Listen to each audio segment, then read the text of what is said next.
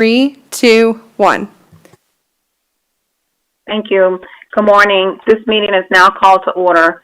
My name is Melanie Williams, and I am the chair of the HART and Finance and Audit Committee. Let's start with our Pledge of Allegiance, please. You guys, if you will join me. I pledge of allegiance to the flag of the United States of America and to the republic for which it stands, one nation, under God, indivisible, with liberty and justice for all. Thank you. Welcome to the March 15th, 2021 Finance and Audit Committee meeting. The meeting format is virtual as we were unable to secure the quorum that is required for a hybrid meeting. Please note that since there is no quorum present, we are able only to receive staff presentations of the committee action items, but it will afford us an opportunity to discuss them and ask for clarifications and additional information. However, we are unable to take a vote or form recommendations for the full board. Please look at the screen of your devices, and we've already done the Pledge of Allegiance. Thank you for that. So let's get started and ask for a roll call to be taken at this point. Thank you. Yes, good morning. This is Danielle from HART. Director Kemp? Here. Director Knight? Here. Director Overman? Director Schisler?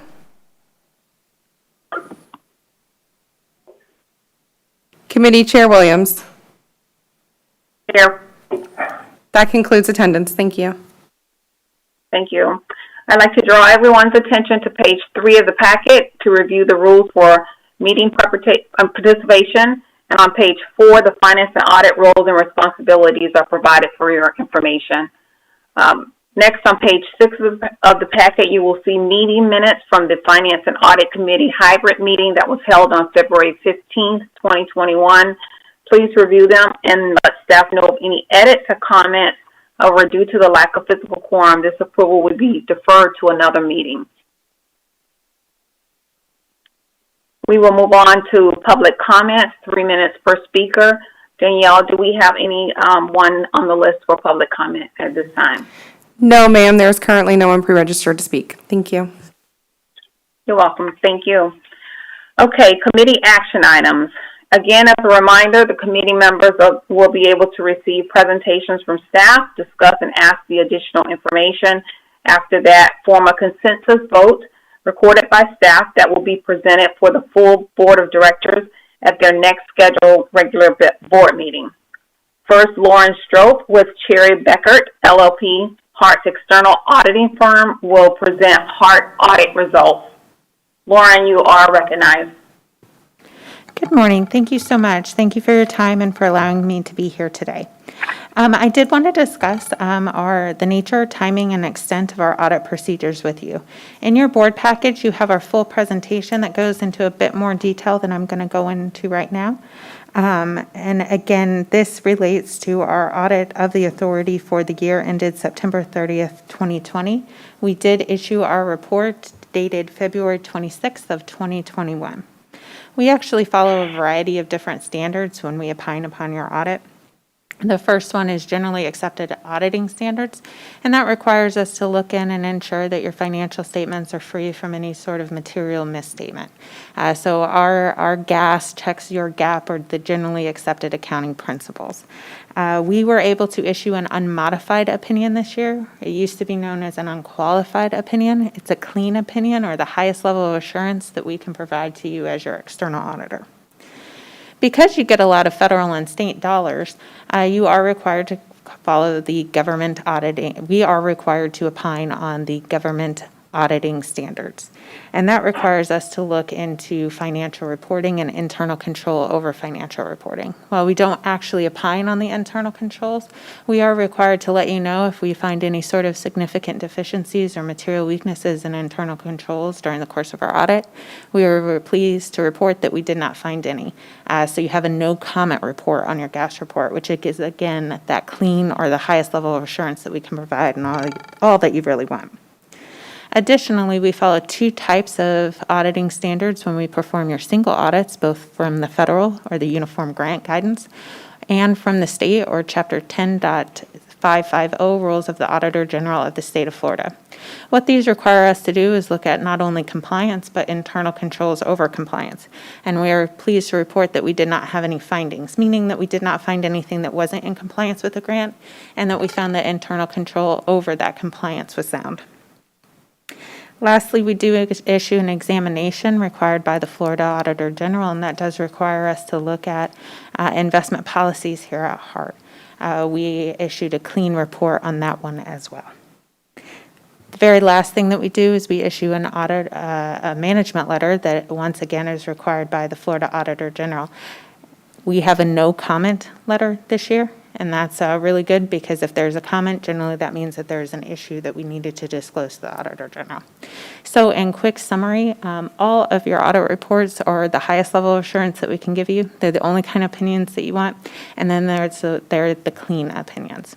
I did want to discuss with you two changes that you're going to see in your report this year from last year. The change that you'll see relates to COVID-19 and the related contingency related to that. So on the auditor report, you have an emphasis of matter paragraph. This does not change the fact that you have a clean report. It just tells the reader, hey, there's some important information in this footnote to consider when you look at these financial statements. That footnote does discuss the COVID-19 contingency and the impacts of the organization that it has there. The last thing that I wanted to mention. Excuse me, is there a document that you're using? Are you referring to the document that's in the book today? In the book today. Or is that something else? You should have your presentation and a draft of the audit itself in the package. So what I'm referring to is going to be in the draft of the CAFR. Is that in the audit package? Yes. Okay, Danielle, would you mind putting the document up so we can follow Lauren, please?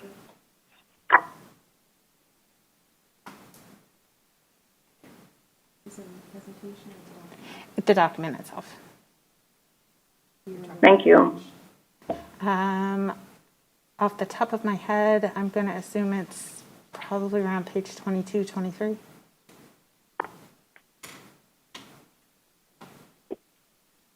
I see it on page 12. 12.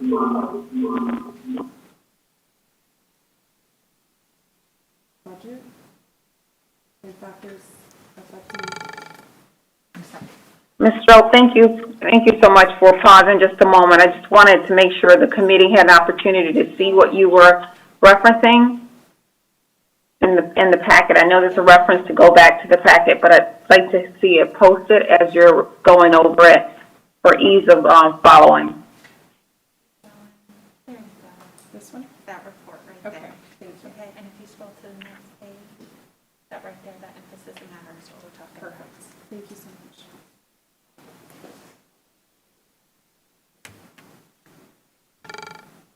Perfect. So on your screen right now, you can see in the Thank you. CAFR, in the audit opinion on the second page, there's that emphasis of matter. And once again, I just wanted to reiterate that this is not a HART-specific type of item. This you're going to see in audits throughout anything that you're looking at over this year.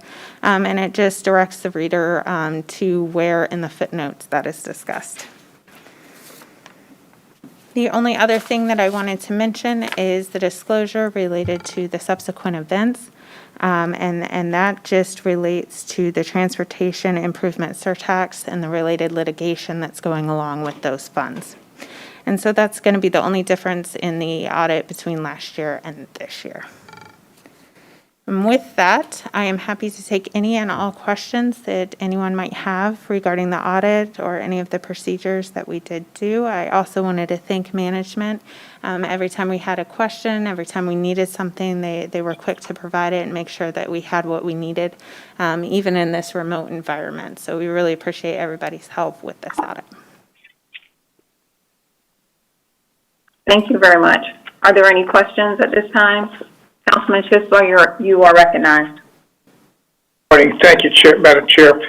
Just wanted to congratulate management and the accounting and finance staff.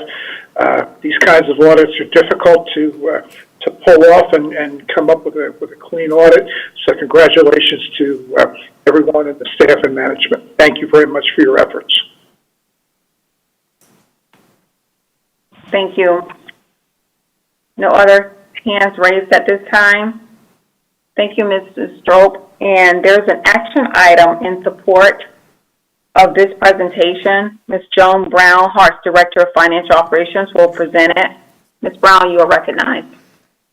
Good morning, Board. Joan Brown, Director of Financial Operations, and I'm here in follow-up to the presentation that to discuss the action item. And we contracted with Cherry Beckert in 2017, and they perform the auditing activities and provide the financial statements. So they have worked with HART staff and to produce the documents that you have in your packet. So we're recommending that this item gets sent to, hopefully I say this right because of the difference we have here, that it gets moved to the full board on April 5th for authorization to file the comprehensive annual financial report and move to the board for a consensus vote.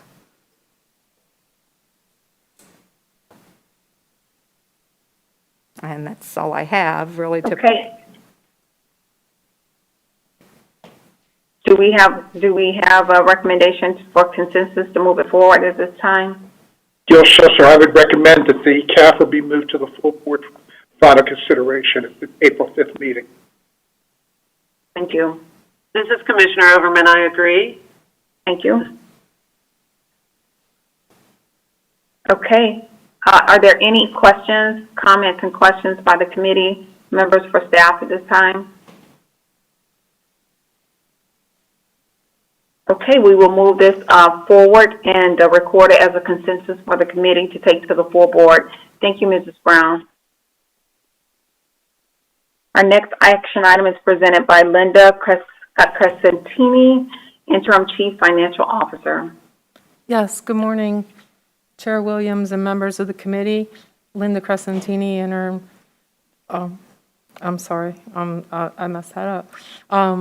Interim Chief Financial Officer and Director of the Project Management Office. I'm here today to discuss the sole source contract for InfraStrategies for the purpose of developing a comprehensive 20-year financial plan for streetcar operations in a not-to-exceed amount of $113,600 for a period of performance of less than 6 months. The reason and background for this is that the HART and the City of Tampa are collaborating on the modernization of the existing streetcar for downtown Tampa. The project was approved by the Federal Transit Administration and entered into the project development phase of the Capital Investment Grant in June 20th of 2018. Since then, the August board, HART issued a letter of support for the project to move into a ratings application with FTA. This is the next step in the process. This process will help us with the project development and the submission of a 20-year comprehensive financial plan that demonstrates HART's financial capacity to build, operate, and maintain the system. Although we had a minor setback with All for Transportation, we are still moving ahead with the City of Tampa with the governance agreements and the meetings with FTA. And this is critical to build that foundation, understanding our financial capacity going forward.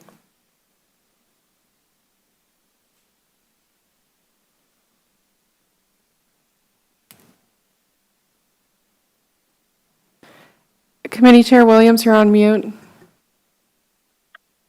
Thank you, Ms. Crescentini. Any comments or questions by the committee members for staff? I don't see any hands raised. Commissioner Kemp, you're recognized. Yes, I just, so InfraStrategies, was that part of an RFP or what was, how were they selected? So InfraStrategies has had the history with helping us with the initial ratings submittal. We are asking for sole source to move this forward because of their expertise and the extensive information that they already have on the project. That's what I thought, and that's what I just wanted to have clear. Is and sometimes these names are so close for the different, I was just looking it up to be clear. Who specifically has been working with HART from InfoStrategies reporting to us? Sharon, I'm sorry, I forgot her last name. I have one here, Sharon Green. Yes, thank you. As well, is Jeff Booth part of InfoStrategies? He used to be. He's no longer with them. Oh, okay, because he's been the one who I remember as being primarily Yes. the person that has reported and involved, but he's no longer with them. That's my understanding. Jeff had the experience from the actual FTA rating submittal and the project perspective. Sharon brings the strength from the financial oversight. Okay.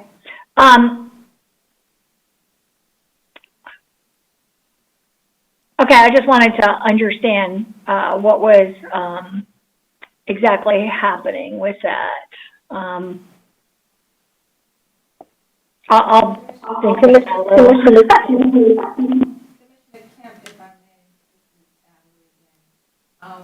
What we need to have that we currently don't have. Thank you. What we need to have that we currently don't have is a financial plan, right? So as it stands right this second, HART does not have a budget that goes beyond our current fiscal year, nor do we have a financial plan that allows us to model how we're going to spend our dollars over the next 30 years. If you're going after FTA funds to build a project, they want to make sure that you can maintain and operate that project for over 20 years. The challenge that we currently have is if the streetcar project moves forward, if we can't really show through a financial model how bringing on a new project, an extended project, will impact our current financial responsibilities, we can't really complete the process and have an engaged conversation with the city and the rest of the partners to talk about the risks associated with this new project.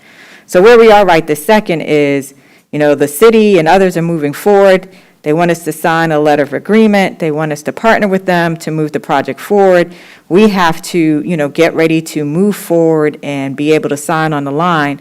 But when people, shared this with me and I started asking questions like, well, how does bringing in the streetcar impact our overall operations over the next 30 years? And what is the impact specifically with the streetcar? And there are some economies of scale, right? So we already have a streetcar system. We're expanding it. Some of the maintenance costs and operating costs we can bring in because we already were hiring operators.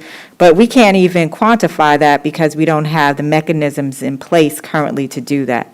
So this sole source agreement with Sharon Green and InfoStrategies is so that they can continue using the data that they pull together, the financial data, to help to put together the ratings, but now use that information to actually build us a financial model that will go beyond, I believe the scope of work is either 30 years or 20 years, but again, go beyond our 1 year horizon that we currently have.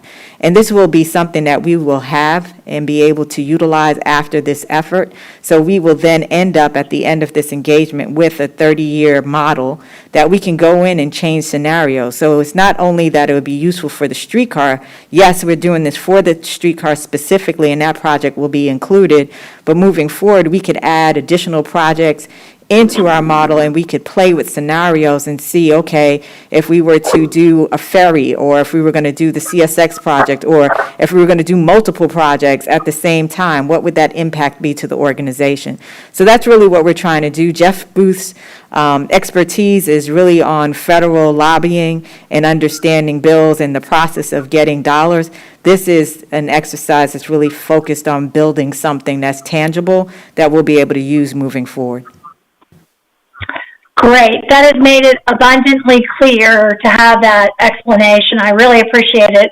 And I know that we had not, and it was very concerning to me that modeling had not been done. It was not part of it. And so but I didn't understand until you just explained very, very clearly what the needs are and how this would move forward. So I appreciate that. And, I'm fully in support, and thank you for that explanation. I was just a little confused about how it moved forward. Are there any other comments or questions by the committee members for staff?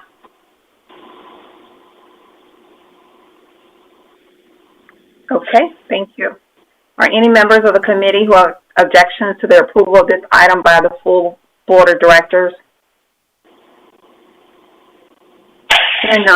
Hearing none, staff will recommend a consensus of the committee. Thank you, Mrs. Crescentini. Okay, this concludes the regular business for today. Do we have any old business? Any new business? Yes, this is Gil Schussler.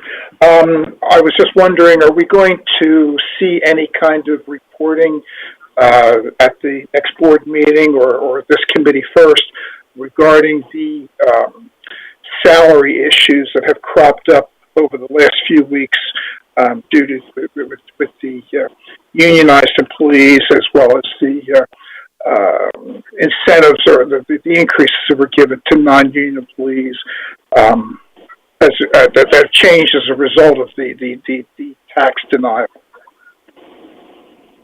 Good question. Thank you. Ms. LeGrand, are you in a position to respond to that and give us an update, or is that more fitting for Ms. Crescentini?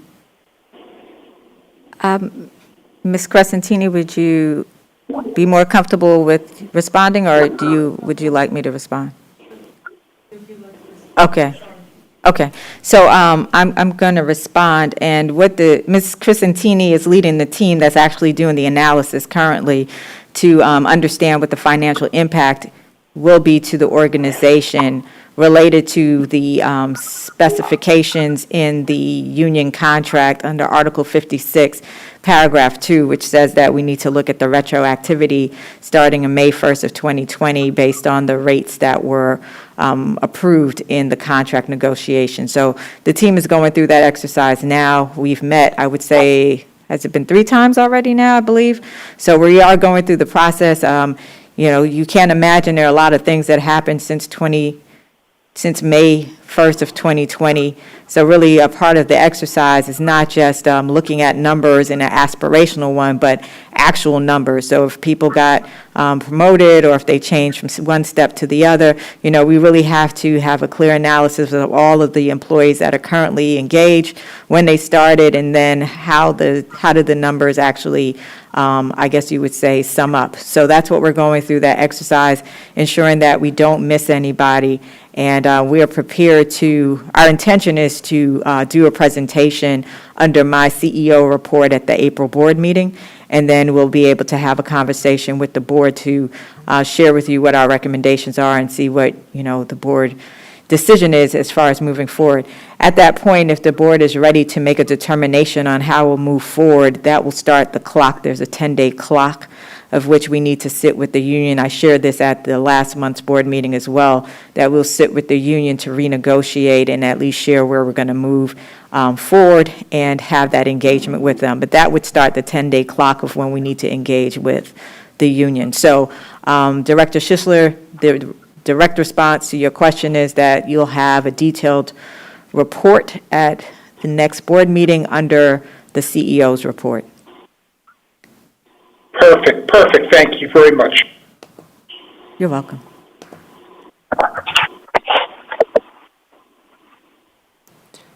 Committee Chair Williams, you're muted. Commissioner Overman, I see your hand raised. You are recognized. Thank you very much. Starters, I didn't get a chance to respond earlier because I was a little bit distracted. I've got a lot going on. It's spring break. But one, I want to thank you, Ms. LeGrand, on the concept of actually developing a financial plan for us and embedding that in a strategy for how HART grows.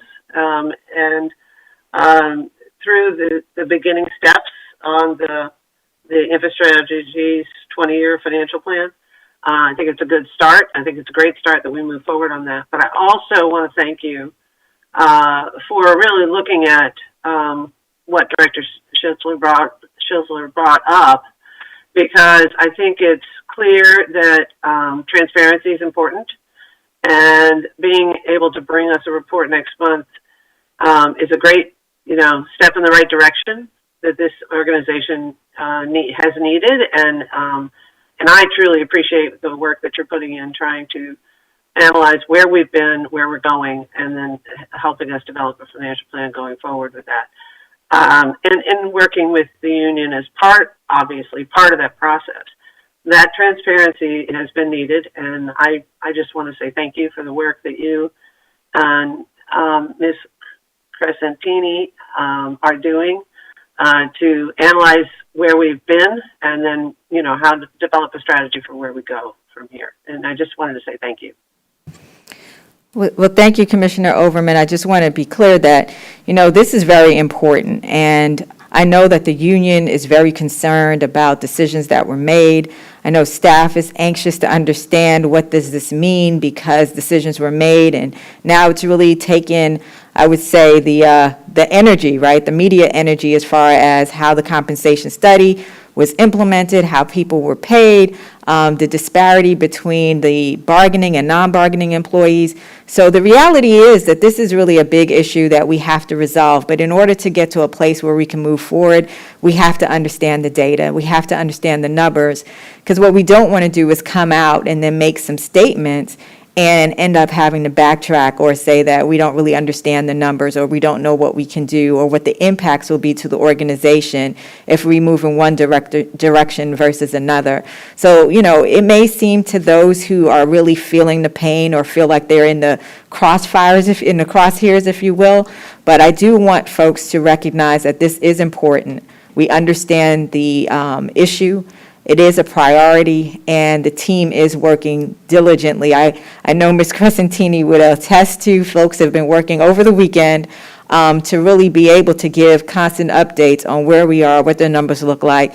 And I've been asking lots of questions and just making sure that we're not missing the mark on any of the nuances associated with this retroactivity. So just want to reassure you that we are paying attention. We're doing our due diligence, and we're planning on coming forward with you with a detailed presentation. Thank you. Thank you, Ms. LeGrand. Is there any other new business? Okay, hearing none, the meeting is adjourned. Thank you. Have a good week. Thank you all.